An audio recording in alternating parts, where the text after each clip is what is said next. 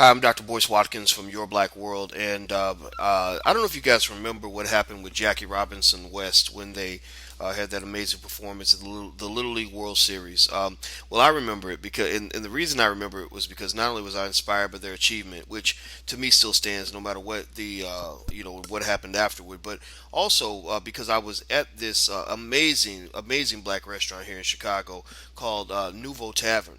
And Nouveau Tavern, it's black owned, owned by Mr. Marset Mangum, who actually I have on camera. And the place just inspired me. I mean, it's just a beautiful vibe. It's a wonderful location, just excellent service, excellent food. And but recently, they've dealt with some really interesting racial issues that just don't make any sense to me. And so, before get into all that, I want to ask Mr. Mangum, how you doing today, brother? I'm good. How you doing, brother Boyce? Doing very well, man. Very well, and I'm glad to get a chance to talk to you. We had connected because it looks like the city has been less than supportive of your business being in the location that it's in. It's not on the south side where the majority of African Americans live. It's kind of in River North, which is an entertainment district, which is predominantly white. And I've continuously heard these reports about just things happening to the business since you arrived. And I guess we can even start there. Did they actually spray paint like the N word on your building and vandalize your building a little bit? Or is that something I just heard somewhere? No, that actually happened. That happened in August of 2014, but that was just one in a series of things that had happened.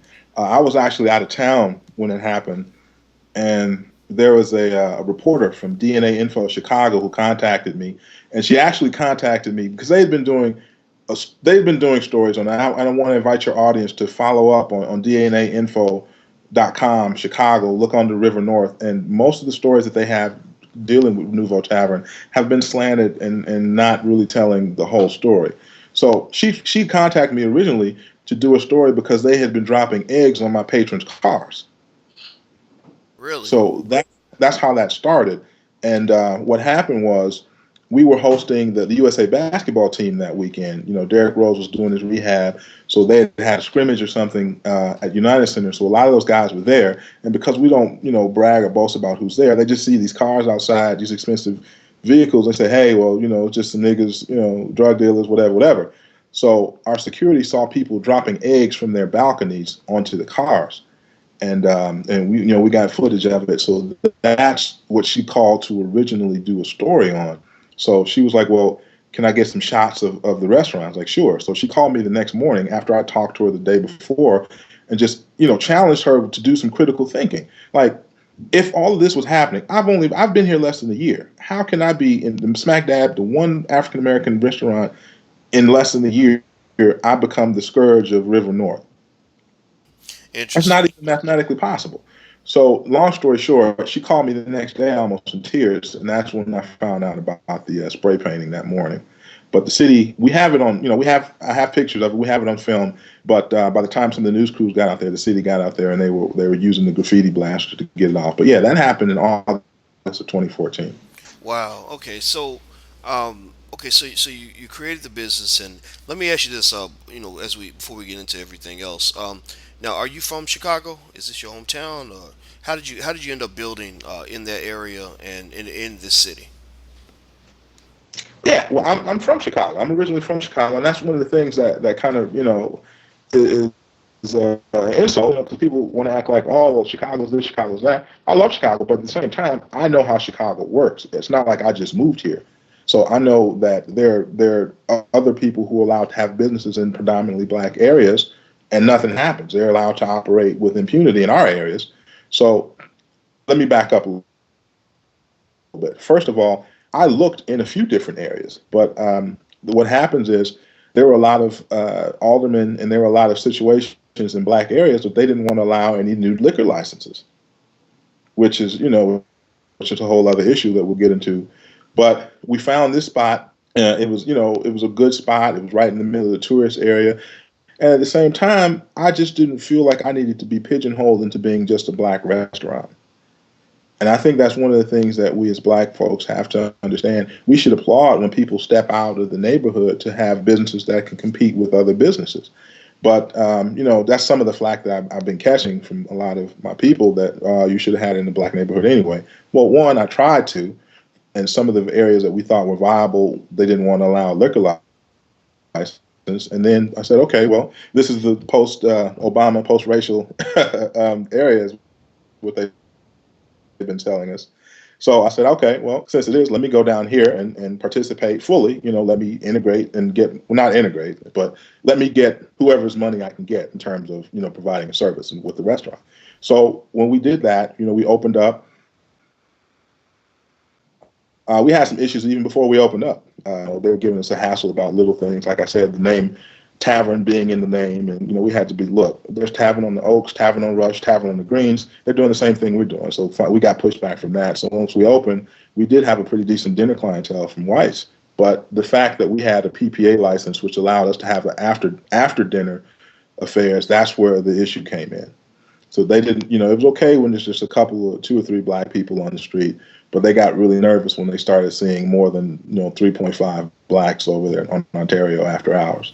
Okay, so you think that there was an issue with the number of black patrons that you had. So do you would you argue that if you had, let's say, just as many people and they all happen to not be black, that they were, just say white kids are having fun, how do you think things would have gone different? Or would you argue that things would be different than what they are right now?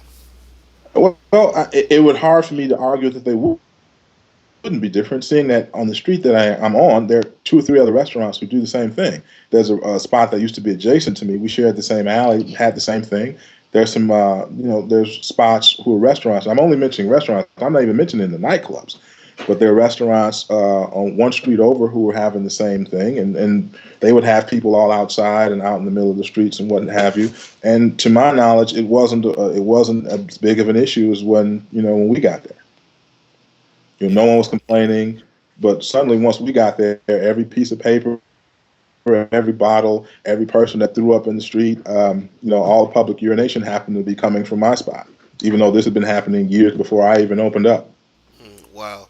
Okay, so now we know what happened in terms of what some of the neighbors were doing with the graffiti and the eggs and things like that. Um, Right. what was the city doing in terms of impeding your ability to do business and really blocking your ability to make a living with your establishment? Oh man. Literally, Saturday was April 11th. So literally a year ago Saturday, they came in. It was a Friday evening, and if you remember back, it's probably a minute detail, but it was that first warm weekend that we were going to have in Chicago. And we'd had the windows redone. We had the swing out windows. I had applied for a patio permit for outside, and um, it was that Friday because it was going to that first weekend I was going to be in the 70s, and obviously from a business standpoint, we were looking forward to it. They came in around 8 o'clock Friday night, shut the restaurant down. My manager on duty called me saying, "Hey, the police just came in here. They shut the restaurant down, saying that we didn't have a proper liquor license." I said, "What?" It's like, "Yeah." I was like, "Did you show them the license that right behind them?" It's like they took all of the licenses, which number one, to my knowledge, is illegal.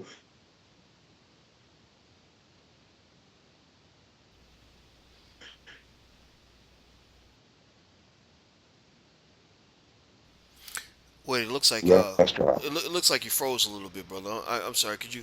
You said they took all the licenses, which you said, to your knowledge, is illegal. And what else happened after that? Right. They made all the patrons leave. Everyone that was there at that point, they made them box their food up, hurried them out of there, and then they made all my staff leave as well, and made my management staff stay and close down and lock up. Mm, As you can imagine, this was a public relations nightmare. hmm We had just got open. We had really good reviews. People were liking the food. People liked the concept. And to be closed, and it was blasted all over the news media. 257, Channel 32. Well, I mean, all the major Chicago stations picked it up and were like, this guy's closed. He didn't have his liquor license. So, despite the fact that you had a liquor license and were able Right. to show them this liquor license when they came into your establishment, they came into your establishment. Correct me if I'm wrong here. Did you say on a busy Friday night, and they Yes, sir. shut it down with all the patrons inside the Right. business? They literally just told everybody, just get out. You got to go. Um, and you showed them the liquor license. I don't. That just does not comprehend it. Yes. How could you show them the liquor license and have them say that you don't have a liquor license? I mean, what's the logic behind that? How does that work?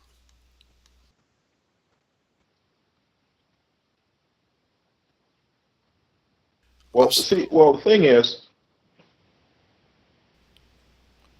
with the liquor again with the liquor license situation in Chicago, all the other licenses when I'm this, all the other licenses transfer immediately. With the liquor license, that one takes time because the city has to vet you, make sure that you haven't run afoul with the city, you don't have any issues with the law. So there's no set time limit, so they can string this period out for as long as they want. But at the same time, you're allowed to operate under the previous owner, which is perfectly legal, which is what we were doing. Now, anyone who's ever worked in alcohol or worked at a bar knows that's perfectly legal. But the majority of people who don't know that, they think, oh, you guys are trying to pull a fast one using the old person's, liquor license. So if I bought a bar from Boyce Watkins, all the other, your food stuff and everything transfers to me immediately.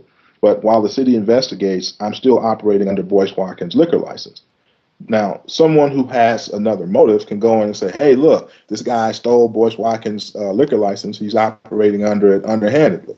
And people who have an agenda who want to believe that and think that that's something going on, they'll take it and run with it. But the thing is, we had the time and date stamp on the city because they tried to say that it expired. It expired in September. I paid for it in February, the okay. February prior. Oh, City stamp right there on it. okay. So it hadn't expired. So you said that it. You said you paid for it in February. I'm sorry, Right. everybody, for the connection. Sometimes it's going in and out a little bit, but this is an important story, so I want to push through this for sure. So you saying you paid for it in February. It expired in September. And when did they come through and do all this stuff on the Friday night? In April. That was in April. A year ago. Yeah, a year ago this past Saturday. Wow, wow, Man, it's wow. a Interesting. public relations nightmare. We just spiraled from that point. I'm still running into people today. Well, my attorney, and I got to give shouts out to my attorney, Francis Ostian, who's a liquor attorney, who did all of the paperwork for me. This is what he does. He's not like a divorce attorney moonlighting. This is what he does. He does it here specifically in the city of Chicago. So he knows his stuff. He filed the paperwork for us, took it down there. I went down there, got fingerprinted, the whole deal. We have the city of Chicago stamp on there, and they said, "Oh, well, we're still taking it." They took all the licensure off the wall, and they left. And they did this on a Friday night. Now, who's sitting around at City Hall on a Friday night after a long Chicago winter, and it's your first real, break from winter, saying, let's see who we can enforce this on." This was something that was already planned. Mm.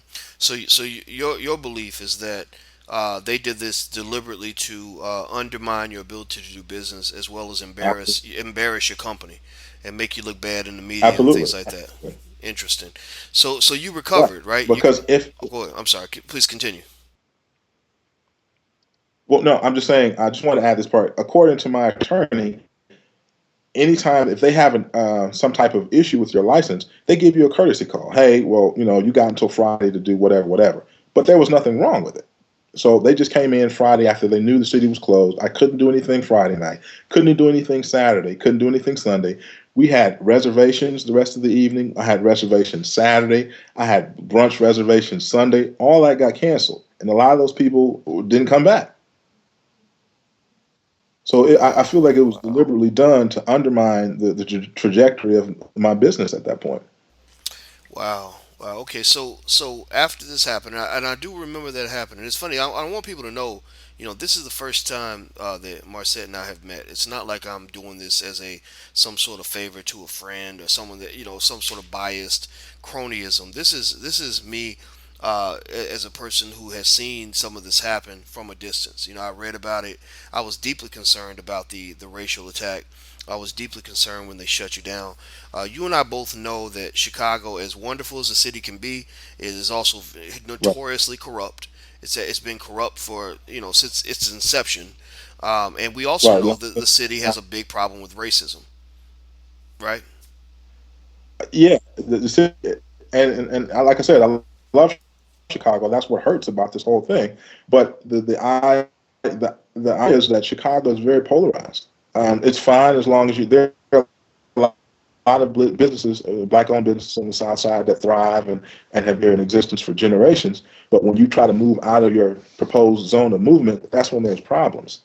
But on the same time, there are white-owned businesses in our communities that don't have nearly this level of pushback. Wow. So how did you recover from the what sounds like it sounds like a raid. It sounds like they raided your business on a Friday night. Almost like they did during the Prohibition era. After this raid was over, Right.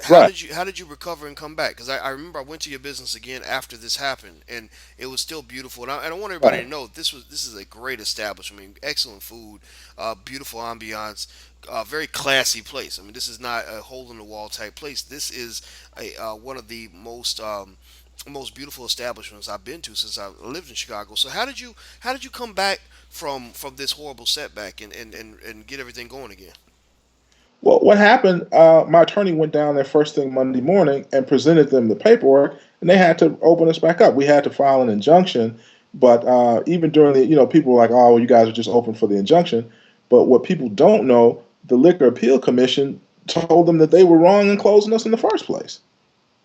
And that story is on our Facebook page, and very few stations, everyone shouted from the rooftops when we got closed, but very few stations, I think ABC and maybe one or two others, said, hey, well, there was an appeal. They showed the same amount of materials, nothing different, and the Liquor Commission said, well, why did you close them based on this? So Wow. I've been in a spiral for something that should never have happened in the first place.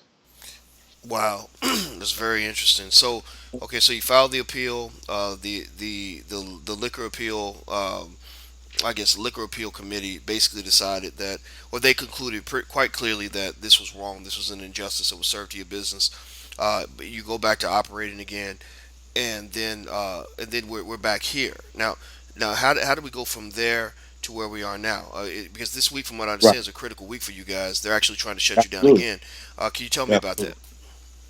Well, there, actually, there's several steps in the middle. Even prior to shutting us down, we got all kind of, people were coming in. We had fire inspections. We were having people coming in, almost kind of like Gestapo tactics, like you said. You have liquor control people, and cops with vice cops walking around with their jackets on, kind of intimidating my patrons. I mean, who does that? This is the middle of dinner hours. From 8 to 11, people are in there having dinner, and you're walking around, or you coming in, you want to see my kitchen and this, that, and the other, which is fine. I understand random, inspections, but it seemed like we kept getting a series of random inspections. From the fire to the health department to everything else. So, and this was happening even prior to them closing us. And I can't put out my sources, but I got sources, in those municipalities that said they were directly sent at the behest of the city to us. It wasn't random. Mm. And So we've seen the paperwork to that effect. So who I mean who do you think has an issue with you operating in the neighborhood that you're in? I mean, not maybe not any individual, but I mean, what's going on here? Just based on your instinct and what you've seen and heard. Well, like I said, first of all, before you open, I met with the alderman in the area. I told him what I was going to do. He gave me his blessing and, told me, here, do this, this, and this, and you won't have any problem out of me. So it seemed like that changed pretty much overnight once his constituents, who live in these $200,000 to $450,000, $500,000 condos, found that it was a different clientele coming in. So I think that it was kind of hand in hand. Maybe he's like, okay, wait a minute, what's really going on here? And I think it was continually spurred by, the people who live in the area. Now, and I guess I understand, hey, well, this is where we live, but part of it is you don't really move to that area if you're trying to get a nice, quiet slice of suburbia. And two, if we didn't have other restaurants doing the exact same thing on the exact same street and not being treated the same way, you could almost kind of let it slide. But that's what's so crazy. There are three or four other restaurants on the same street that do the exact same thing. And we have film, people hanging out all outside, the streets, and they're literally under the people who are complaining. The people who are complaining have condos above those buildings. There are no residential condos in my building, in the Mm. building that we're in. So the complaints are coming from down the street. So I'll say it for you, so you don't have to feel uncomfortable saying it. But it almost sounds to me like just like in the rest of America that if you guys say a lot of rowdy patrons who happen to be white, it's perceived differently than if you have a lot of patrons who happen to be black, even if those black patrons are not rowdy.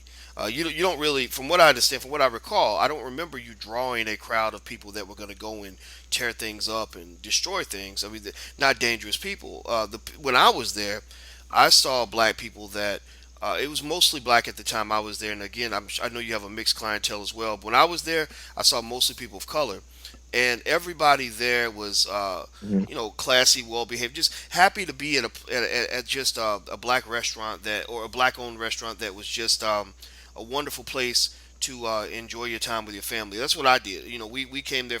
My sister recommended we go there for brunch. She said there's this great place called Nouveau Tavern on the north side. You got to check it out. So we went out there and we loved it. We absolutely loved it. And a lot of the people in there were similar to me. I felt at home. I felt like you took a piece of the south side and just happened to place it on the north side. And as you mentioned, it seems that when others want to put their businesses in black neighborhoods on the south side, it's not really an issue. But because you decided that you wanted to go a little bit outside of the standard comfort zone and to do something a little bit different, people are just giving you a hard time. Was that a somewhat accurate characterization, or what would you like to add to that? I mean, that's very accurate, Dr. Boyce. It's serious. I know it sounds like the people listening it's just a restaurant. But this thing is deep. If you're from Chicago and you remember the Shark Bar, if you remember Blue 47, who were some friends of mine, even in the River North area, there's several pending lawsuits right now for people who have worked at a lot of the clubs and such and different establishments who are coming out now saying, yes, there was a pattern in this restaurant. There was a policy that you could only let X amount of black people in. They're on the books right now about that in the same area.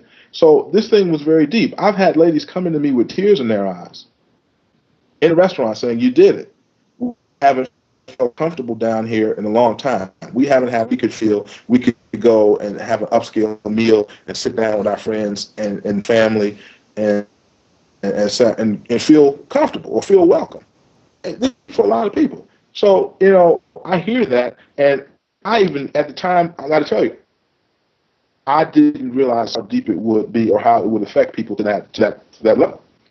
So it's deep, like you said. And to go back into what you're saying, no, I agree with you. I don't have a problem saying it. That's exactly what's happened.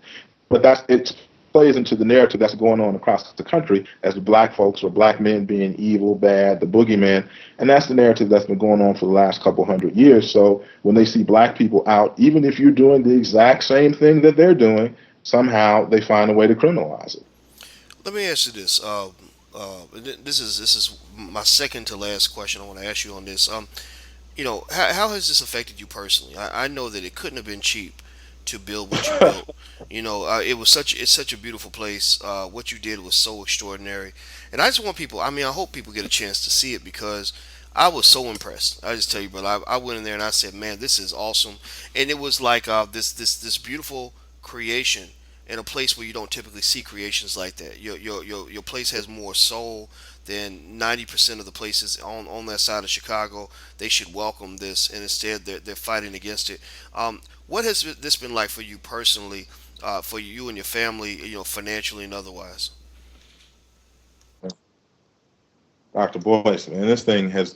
I just look at history and I think that all of the watershed moments that we've had in the black community have come through people who weren't, the last thing they were trying to do was be a symbol. The last thing they were trying to do was be a martyr. Or the last thing they were trying to do is be, a civil rights leader or what have you.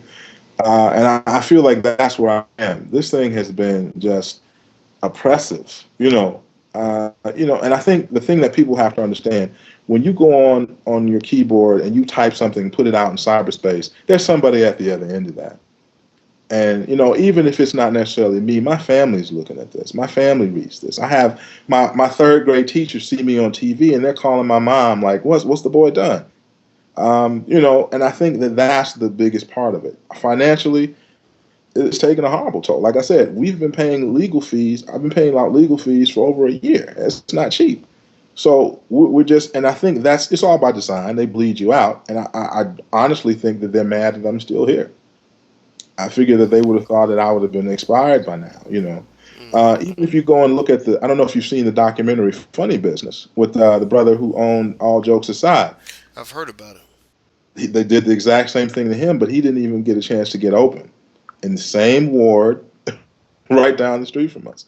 So this is a pattern. But to get back to your question, it's been horrible. I have people who are talking about me. I've been called a thug and a douchebag, and those are the nice names. Um, People who don't even know me. I'm a product of Chicago public schools. I went to Whitney Young. Graduated from Florida A&M. Fraternity member. But I'm not saying that to brag. But I'm saying it just becomes a pattern even when you do all the right things that society tells you you're supposed to do. You go to the right schools, you eat all your vegetables. Still, black men's accomplishments can be marginalized, and you can still be called a thug.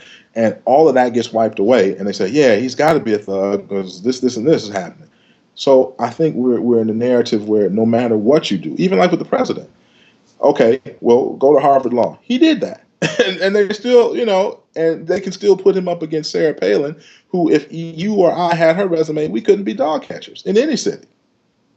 But she still believes over someone who went to Columbia undergrad, who went to Harvard Law School, who did all the right things academically that they continue to tell us that we have to do. But if you do it as a black man, you still have the right to have your character assassinated and be impugned. But the long and short of it is, it's been difficult. It's been stressful on my family because they have to sit here and see the whole city jump on, and no real way to fight back or to clear my name. Mm. Well, I can say that your name it's clear in my book, and I can say one black man to another. I know that you're not a thug. I know how accomplished you are.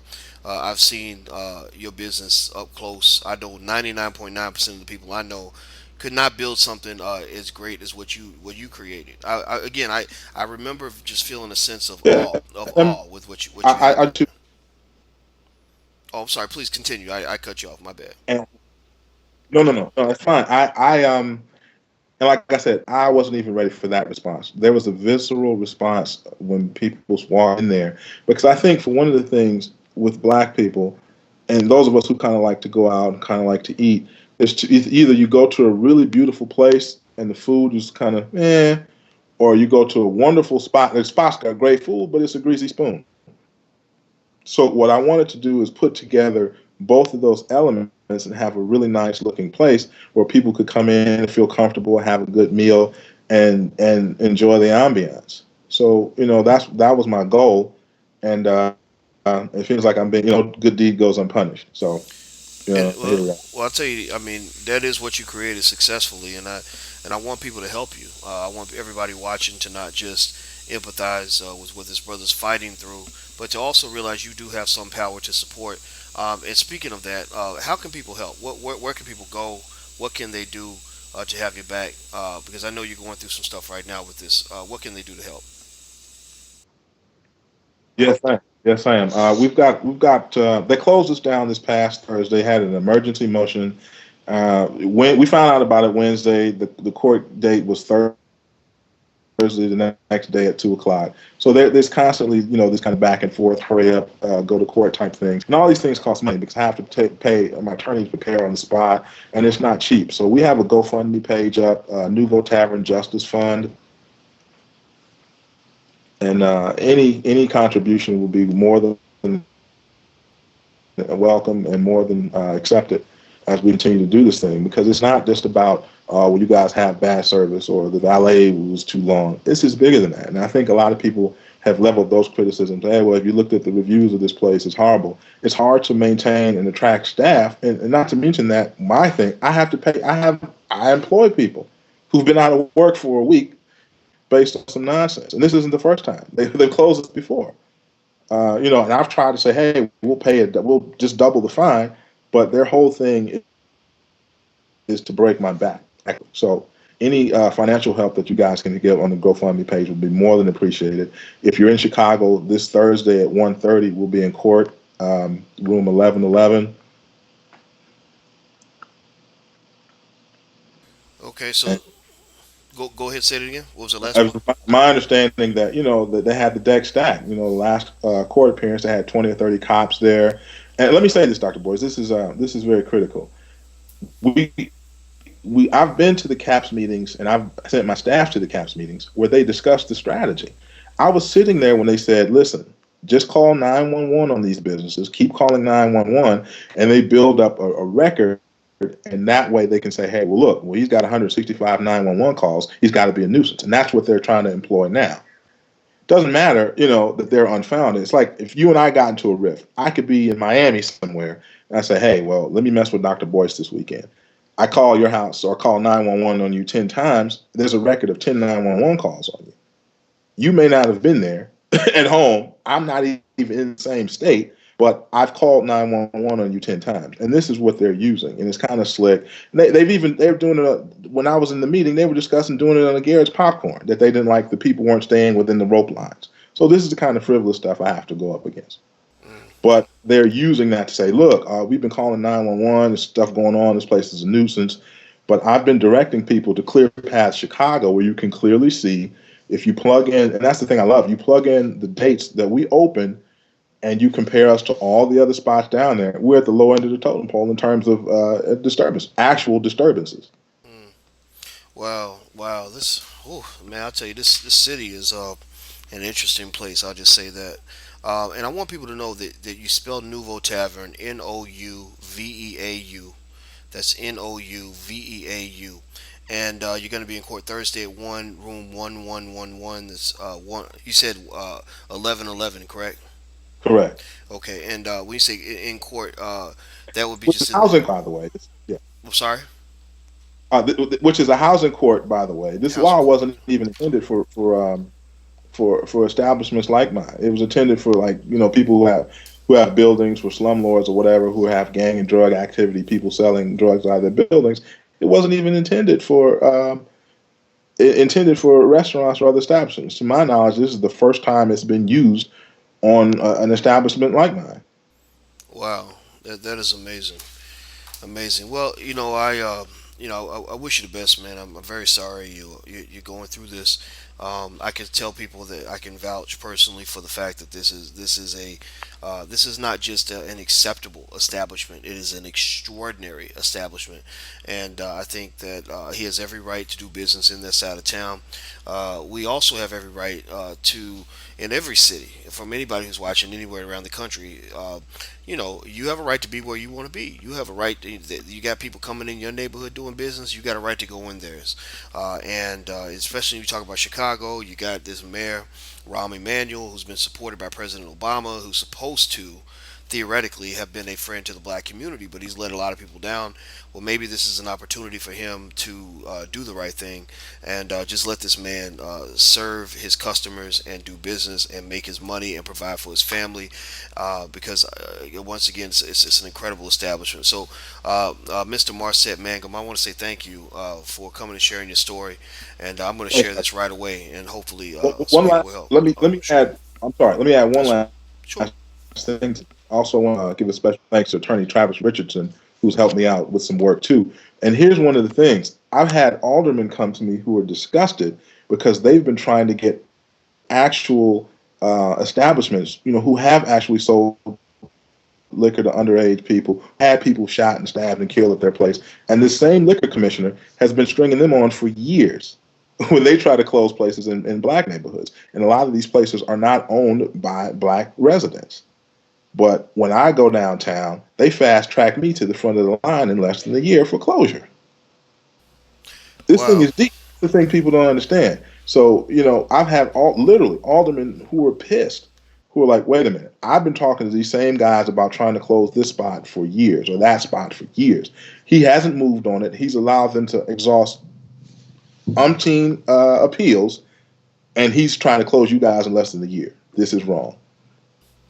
Wow. Sounds horrible. It's racist. I mean, it's as clear as day, and I think everybody can see this. And personally, I get sick of this. When people want to put trash in our neighborhoods, but won't let us put class in other people's neighborhoods, because you have nothing to do with these establishments that are hurtful to the community.